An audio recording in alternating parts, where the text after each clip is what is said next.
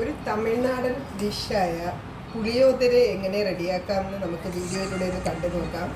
നമ്മുടെ Indian class fish ഇത് എങ്ങനെയാണ് റെഡിയാക്കുന്നത് നിങ്ങൾ വീഡിയോ കണ്ടിട്ട് വരൂ. ഞാൻ ഇന്ന് കഴിക്കട്ടെ. ചോറ് വയ്ക്കാൻ ആവശ്യമായിട്ടുള്ള റൈസ് നന്നായി കഴുകിയൊക്കെ എടുത്ത് വെച്ചിട്ടുണ്ട്. നമ്മളിത് കുക്കറിലാണ് വേവിച്ചെടുക്കുന്നത്. കുക്കറിലൊരു വെള്ളം ഒഴിച്ച് ഇതൊന്ന് തിളച്ച് വരുമ്പോഴേക്കും നമുക്ക് അരിയിട്ട് കൊടുക്കാം. അതുപോലെ ഒരു കലത്തിൽ ആവശ്യത്തിനുള്ള വെള്ളം എടുത്തിട്ടുണ്ട്. ഞാൻ കുക്കറിൽ മട്ട റൈസ് വേവിക്കുന്നതിൻ്റെയൊക്കെ വീഡിയോ പോസ്റ്റ് ചെയ്തിട്ടുണ്ട്. കണ്ടിട്ടില്ലാത്തവരൊന്ന് കണ്ടു നോക്കൂ. ഇതിപ്പോൾ ഞാൻ സാധാരണ പുഴുങ്ങലരിയാണ് ചോറ് വയ്ക്കാനായിട്ട് എടുത്തിട്ടുള്ളത്. കുക്കറിൽ വെള്ളം തിളച്ച് കഴിഞ്ഞാൽ അതിലേക്ക് അരി ഇടാം. അരി ഇട്ട് കഴിഞ്ഞ് ഇതൊന്ന് നല്ലവണ്ണം തിളപ്പിച്ചെടുക്കണം. തിളച്ച് കഴിഞ്ഞാൽ ഇതിലെ വെള്ളം നമുക്ക് ഒരു പാത്രത്തിലേക്ക് ഊറ്റിക്കളയണം. കുക്കറിങ്ങനെ പതിയെ ചരിച്ച് പിടിച്ച് കൊടുക്കുമ്പോഴേക്കും വെള്ളം മൊത്തം മാറിപ്പൊയ്ക്കോളും. മൊത്തം കളഞ്ഞതിന് ശേഷം ഇതിലേക്ക് നമ്മൾ കലത്തിൽ തിളപ്പിച്ച വെള്ളം ഒഴിച്ചു കൊടുക്കണം. നമ്മളിങ്ങനെ അരി തിളപ്പിച്ച വെള്ളം ഊറ്റിക്കളയുമ്പോഴേക്ക് അതിലേക്ക് കീടനാശിനിയുടെ അംശമൊക്കെ ഉണ്ടെങ്കിൽ അതൊക്കെ പോയി കിട്ടും. ഇനി നമ്മൾ കലത്തിൽ തിളപ്പിച്ച വെള്ളം കുക്കറിൻ്റെ ഒരു ഏകദേശം 1/4 ഭാഗത്തോളം ഒഴിച്ചു കൊടുക്കണം. തിളച്ച് കഴിഞ്ഞാൽ നമുക്കിത് കവർ ചെയ്ത് കുക്കർ അടയ്ക്കണം. ഇനി ഇത് ഫുൾ ഫ്ലെയിമിലിട്ട് ഒറ്റ വിസിൽ കേൾപ്പിക്കണം. ഒറ്റ വിസിൽ കേട്ട് കഴിഞ്ഞാൽ സിമ്മിലിട്ടതിന് ശേഷം മീഡിയം, അതായത് സിമ്മിലിട്ടിട്ട് 15 മിനിറ്റ് കൂടി വേവിച്ചിട്ട് ഫ്ലെയിം ഓഫ് ചെയ്യണം.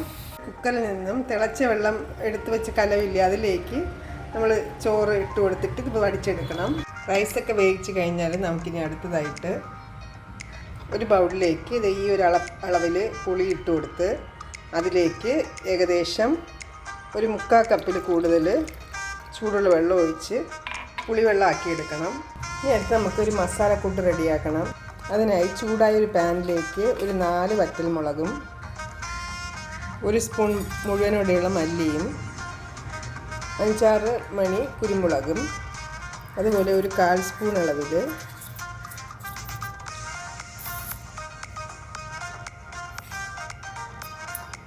ഉലുവയും ഒരു ചെറിയ സ്പൂൺ ഉഴുന്ന് പരിപ്പും അല്പം കടലപ്പരിപ്പും കൂടി ഇട്ട് നന്നായിട്ട് വറുത്തെടുക്കണം. ഇത് ഫ്രൈ ആയി കഴിഞ്ഞാൽ ഫ്ലെയിം ഓഫ് ചെയ്തിട്ട് ഒരു അല്പം കായത്തിൻ്റെ പൊടി കൂടി ഇട്ട് കൊടുത്ത് ഒന്ന് മിക്സ് ചെയ്യണം.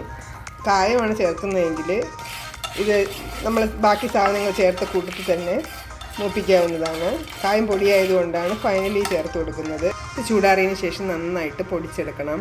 ഇനി ഒരു ചൂടായ പാനിലേക്ക് നല്ലെണ്ണ ഒഴിച്ചു കൊടുക്കണം. ഒരു തമിഴ് റെസിപ്പി ആയതുകൊണ്ട് നല്ലെണ്ണയാണ് ഇതിന് നല്ലത്. എണ്ണ ചൂടായി കഴിഞ്ഞാൽ ഇതിലേക്ക് അല്പം കടുകും അതുപോലെ ഉലുവയും 2 വറ്റൽമുളകും ഒരല്പം കറിവേപ്പിൻ്റെ ഇലയും അതുപോലെ തന്നെ സ്പ്ലിറ്റ് ചെയ്ത കാഷ്യൂസും കൂടി ഇട്ട് ഒന്ന് മൂപ്പിക്കണം. ഇനി ഇതിലേക്ക് നമ്മൾ പൊടിച്ച് വെച്ചിട്ടുള്ള കൂട്ടും കൂടി ചേർത്ത് കൊടുത്ത് ഒന്ന് ഇളക്കി കൊടുത്തതിന് ശേഷം ഇതിലേക്ക് നമ്മൾ എടുത്ത് വെച്ചിട്ടുള്ള പുളിവെള്ളം ചേർത്ത് കൊടുക്കണം.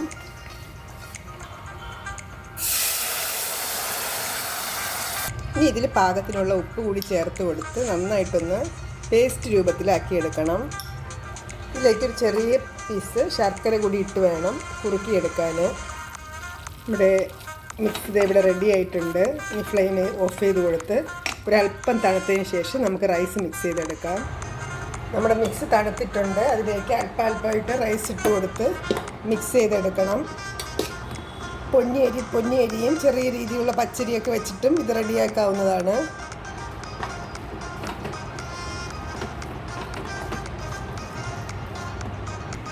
എല്ലാം മിക്സാക്കി എടുത്തിട്ടുണ്ട്. ഇനി നമുക്കിത് സെർവ് ചെയ്യാം. കറികളുടെ ഒന്നും ആവശ്യമില്ലാതെ അല്ലാതെ തന്നെ കഴിക്കാൻ പറ്റുന്ന നല്ലൊരു റൈസ് റെസിപ്പിയാണ് ഈ പുളിയോദര. തമിഴ്നാടൻ രുചികളൊക്കെ ഇഷ്ടപ്പെടുന്ന എല്ലാവർക്കും ഇഷ്ടപ്പെടുന്ന ഒരു റൈസ് റെസിപ്പിയാണ്. അപ്പോൾ ഈ ഒരു വീഡിയോ എല്ലാവർക്കും ഇഷ്ടമായെന്ന് വിചാരിക്കുന്നു. Thanks for watching and keep on watching.